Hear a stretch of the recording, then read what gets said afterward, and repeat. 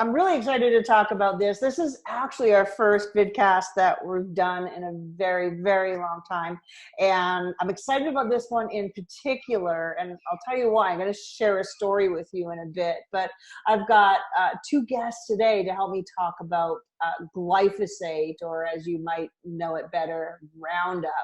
And I'm joined today with by Larry Bolin, and he's the founder and chief operating officer of HRI Labs.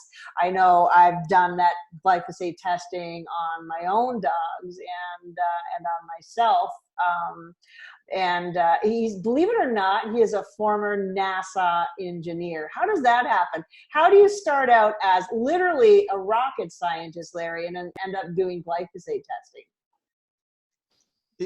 There were a few stepping stones from there to here, but the theme that stayed the same is testing, because testing is a powerful tool, whether you want to see if a satellite will work once it gets into space, or if you want to see that if there's a toxin in your food or in your body. I really appreciate you coming out today. And we've also got Katie Kangas, and she owns Integrative Veterinary Care in San Diego. I love San Diego. I usually make it there a couple of times a year. Thank you, Dana. Yes, I'm so happy to be here. I'm an integrative holistic veterinarian, and I am so blessed to live in San Diego. Yes. It really adds a lot of satisfaction to daily existence, but I am in a great spot to serve a lot of wonderful patients and people as well. So really appreciate being here. So, okay. I would like to start with my personal story on glyphosate. And I think we all have an understanding that glyphosate, Roundup, bad, got it. But what happened to me back in 2012, I used to live, surrounding me was a sod farm. And I'd be really careful about taking the dogs out on there because, they're always spraying sod. I never expected they would have sprayed it with glyphosate, though, because it kills grass. So one year they stripped the farm. They took all the sod out, and I thought, oh, this is great. I'm going to open up the gate and I'm going to walk my dogs all over those fields because, hey, now they're not spraying or fertilizing and it's safe for the dogs. And lining the field was a whole bunch of apple trees. I didn't know this at the time. And this was in early to mid-November, but after they stripped the sod, they just spray Roundup on everything and just sterilize essentially the entire field. So that was in early to mid-November. And within a month, my Simon started showing signs of a brain tumor, and I lost him in February. And by that time, my other male, Aaron, was showing signs of the same brain tumor, and I lost him in April. And it was just devastating to me. And that's when I started testing our well water, and we moved. I got the heck out of there. But whether it's coincidence or not, I firmly believe it happened within 3 weeks of that. And for both of my dogs, I've never lost a dog to cancer. And for both of them to get a brain tumor was just devastating to me. Am I nuts, or can glyphosate do these things? The formula for Roundup or other branded herbicides includes many chemicals, with glyphosate as the primary component, but some testing has been done on the other chemicals that are added to the mix to make it stickier or to make it more potent. And they've been determined to be even more toxic than some of them are more toxic than glyphosate. So it's a blend of things that I myself try to avoid because of the unknowns, taking a precautionary approach. And such a good point that Larry makes with all the other toxins combined in these herbicides such as Roundup, because we know one of the big issues with glyphosate, not only is it carcinogenic, but it is causing leaky gut syndrome, and it's destroying the intelligent barrier of the gut lining, which is there to help the body to absorb the proper nutrients and keep out any improper agents. And with glyphosate destroying that barrier, not only does the glyphosate absorb, but all of these other toxins that are coupled with the glyphosate absorb. So then you get the body really taking in this higher load of toxins. And one of the slides that I presented recently at Raw Roundup was that we are literally, and animals and humans, we're becoming toxic sponges because we're absorbing so many toxins across the gut wall. The glyphosate being, this opening the door to all these other things coming in. But then on the backside, our kidney tubules are also being affected in dogs and animals, so that the kidneys are not as efficient at excreting the toxins that we are supposed to. And so then you're holding all these toxins in, with more coming in the gut, less going out in the urine waste. And so we're really getting toxins trapped in the body to a much higher level. Let's definitely speak to that, because stripping this down to its basic level, a lot of people probably don't know this, but glyphosate, one of the original patents was as an antibiotic, was it not? Yep, absolutely. So it's now the most widely used antibiotic globally. And of course, is lending to so much of the issue with antibiotic resistance and, microbiome disruption for everybody.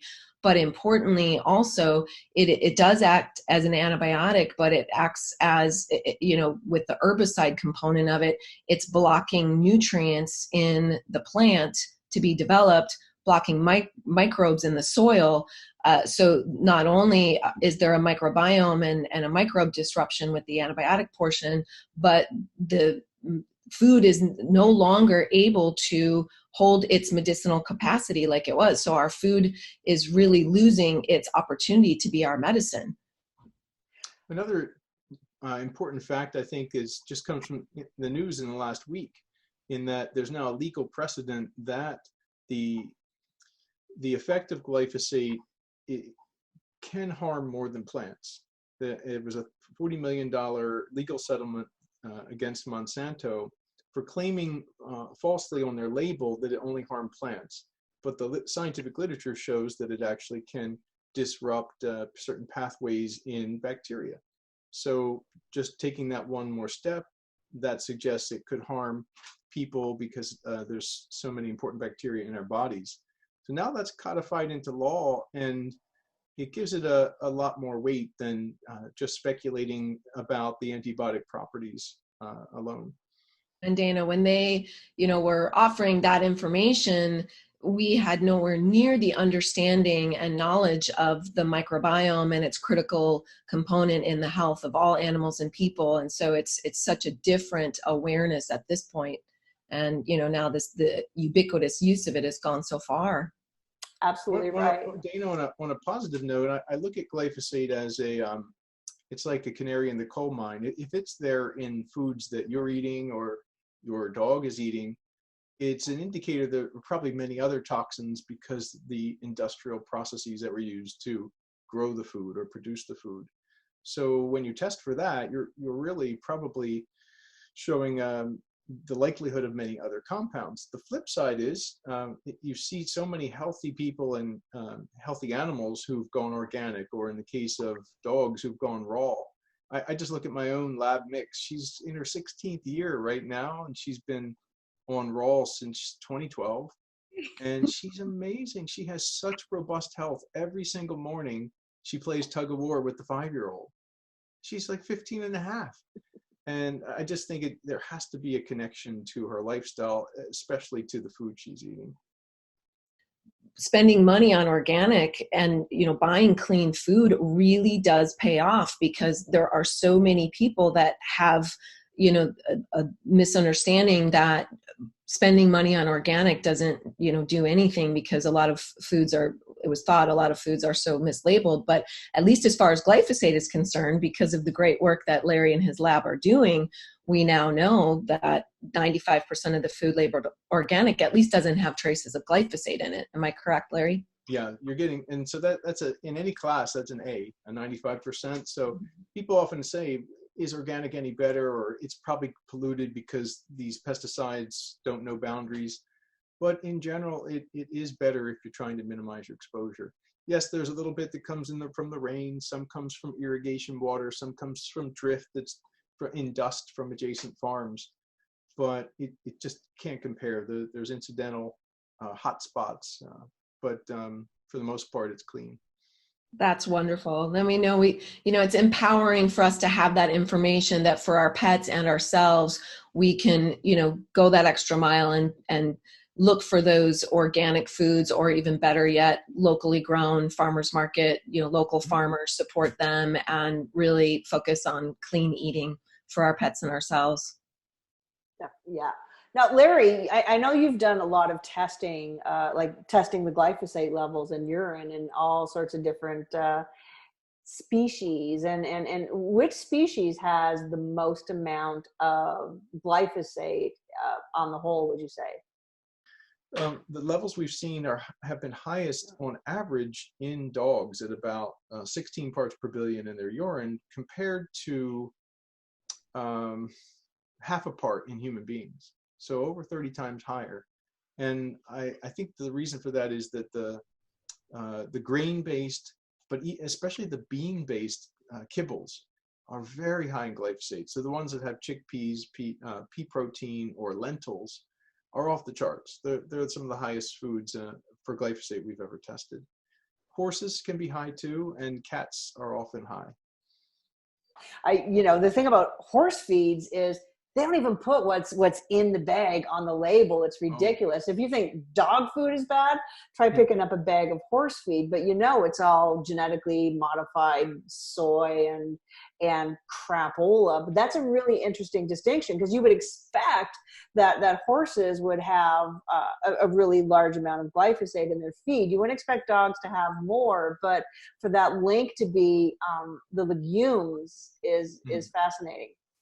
Yeah. I know we've mentioned this several times in other fora, but I think it bears repeating that the highest glyphosate foods are typically not those genetically modified to be tolerant to glyphosate, like the soy and the corn. It's the ones where the farms are killing the food crop at the end of its life, right before harvest, to make it easier to harvest. So it's just acting as a drying agent, and it's not serving as an herbicide. It's acting to kill the crop that feeds you. And because it's sprayed right before harvest, there's no chance really for the rain to wash it off. You get a maximum dose on crops like legumes, oat, and wheats. The OWL foods, I like to say, just to help people remember, OWL, oats, wheat, and legumes. And in my household, if we only buy organic, on a couple things organic, we start with those oats, wheat, and legumes, because that cuts our exposure at least 50%. By avoiding those three types of crops. Yeah, and I think that is remarkable information, especially from a veterinary nutrition standpoint, in light of, again, especially all the information that's come out recently about the grain-free foods potentially having a link to, cardiac diseases and other things. With the taurine component specifically, there hasn't been any that I'm aware of specific research done on it yet, but my hunch is, now understanding so much about the glyphosate, and these OWL foods, of course, are the biggest components in grain-free foods. So not only do they have such a high level of glyphosate, but they're also heavily processed, and that compounds the situation. But we now understand that the microbiome does have a piece of the function of taurine absorbing appropriately and being bioavailable and all that. So I truly believe with this information that there is likely a link between these heavily concentrated glyphosate foods and this whole grain-free issue. I'm so glad you said that. As soon as it happened, I said, it's glyphosate. Yeah, it has to be. I truly believe. I can't wait for more studies to come out, because that is such a, there's a lot of different components in that whole picture, but that is such a strong association that I can't believe that there's not some, major action of that in this whole scenario. Because again, as we learn more about the microbiome and what those gut bacteria really do, they are involved in the manufacturing and the functioning of amino acids in your dog. Yeah. and the oats, the legumes, the beans. Once I had my initial discussion with Larry, I was already really conscious of buying organic, but it's like, now with beans and hummus and everything, if it's not organic, I'm not eating it. So, you think about all these dogs that, have a lot of these things in the food. It's a big deal. It's a really big deal. So let's quickly talk about that, because I think a lot of people at home might be saying, oh, it's okay, I keep my dog off of fields and lawns that might have been sprayed. But what are the biggest points of access for glyphosate to get into our dogs? Food is the number one source for almost all dogs and all animals, including human beings. We've tested 3,000 people, by the way, and surveyed over 1,000 of them, and food hands down is the largest source. Even people who go on golf courses who farm or use glyphosate in their yards do not have levels as high as people who eat non-organic food. Just way big difference. So I always encourage people to, if you want to minimize your exposure, attend to the food, whether it's you or your dogs. I think though with dogs, because their pads are directly exposed to the ground, that you would want to avoid walking in an area that might have been sprayed. I have actually seen studies about transmission through the skin for farmers who do not wear gloves, and they have 10 times higher amounts of glyphosate in their bodies than those who wear gloves.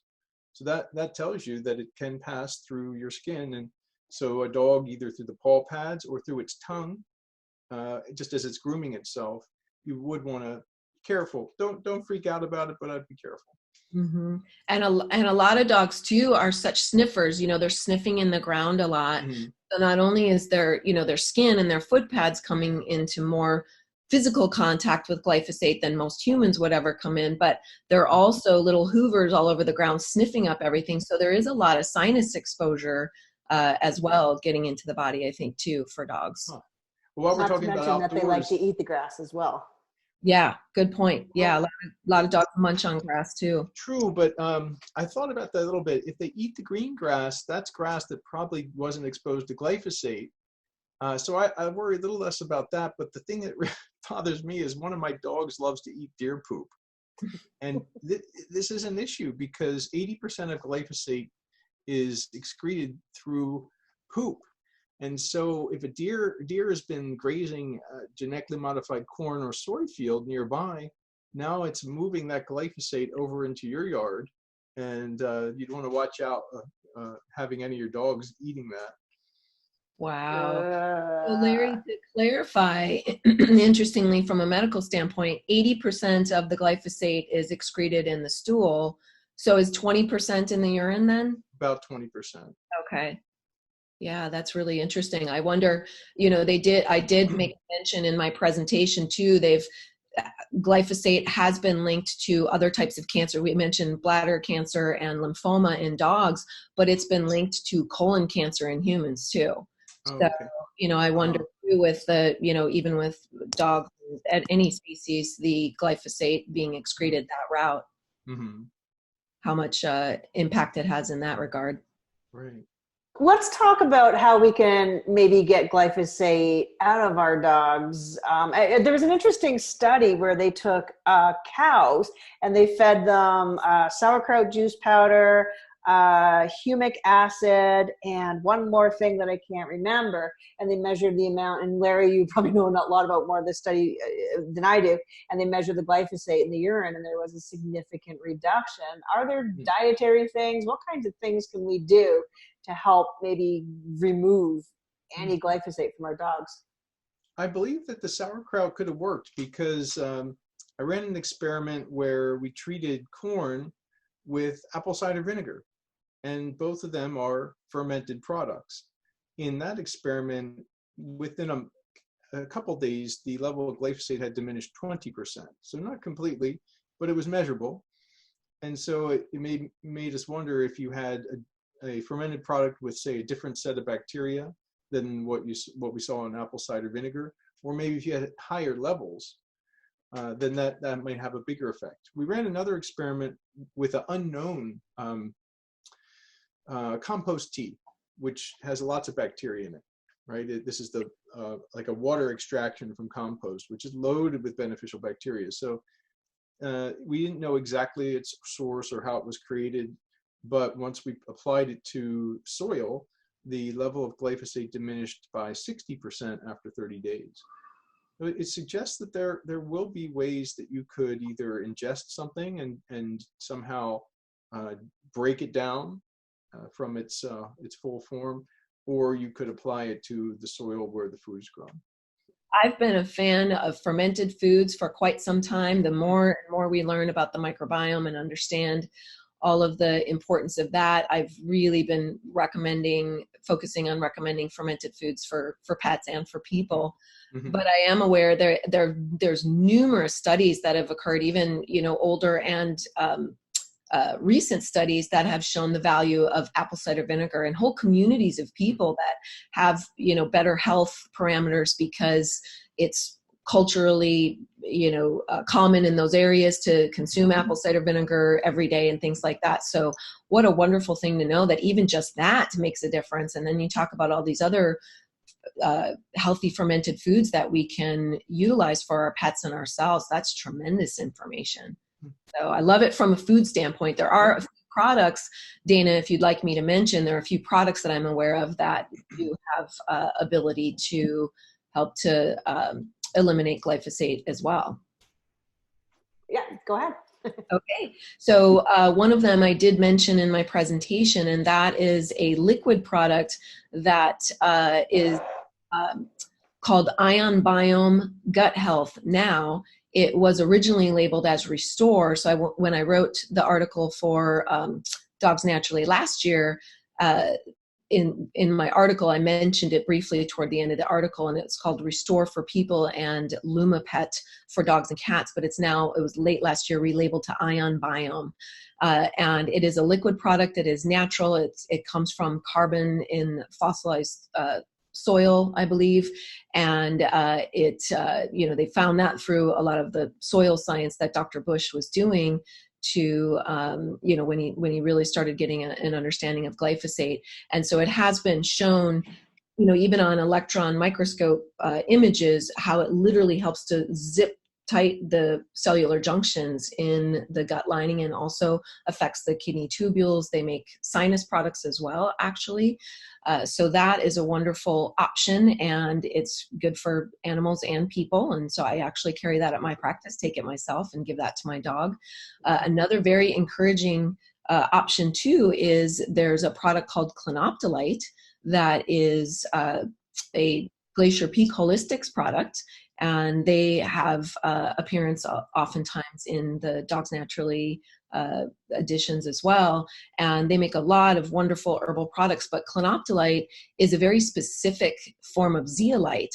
And this is like a volcanic ash clay, but it's very unique. And I guess it has like a very microscopic honeycomb structure that actually traps and absorbs toxins and pollutants.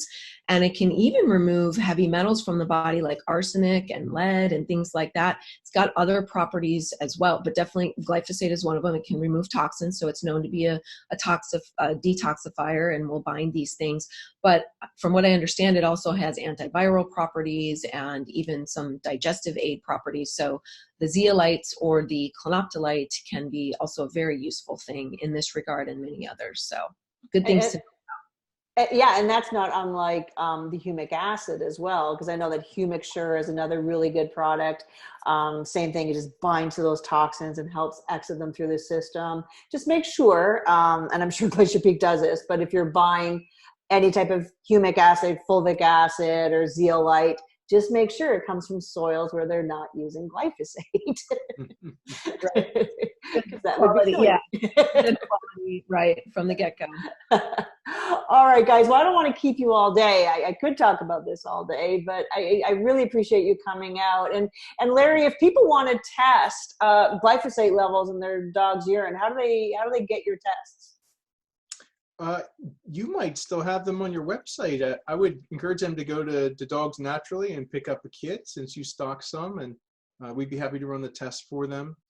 And what you get is a certificate of analysis comparing your dog's level to the average in the study that we've been conducting, and also to the human levels. and also a 3-page fact sheet with some tips on the types of foods that are high and low, that like those we discussed earlier. And testing your dog really helps support the data and just give us more information as well. Oh yes, and if you're inclined to participate in the study part, we love it when people fill out the survey. Yes, because when in the kit, there's a link and it tells you where to go. It's about 20 questions or so about diet exposure, and we're literally going to publish that so that everybody can know what the large sources are and how to avoid the exposure. Absolutely. And Katie, if people want to get a hold of you and pretend like they live in sunny San Diego and get a nice telehealth conference, how do they get in touch with you? Thank you. Great way to find me is through my website. My practice name is Integrative Veterinary Care. My website is INT, so short for Integrative, VET Care, so intvetcare.com is our website, or send us an email at intvetcare at Gmail. And we have a Facebook page, and we do, a lot to share good information and postings with the community. So, everyone can learn as much as we can contribute. So thank you for that. And I, really look forward to being able to help as many animals and people as I can. Fantastic. Guys, thank you so much for coming out, and just a little bit of something to do in our self-isolation. I really appreciate the time. It's a great topic. I really want to have you back again, and we'll talk about it again and again and again, because I just think it's one of the most important changes that you can make for your dog, is just avoiding this stuff altogether.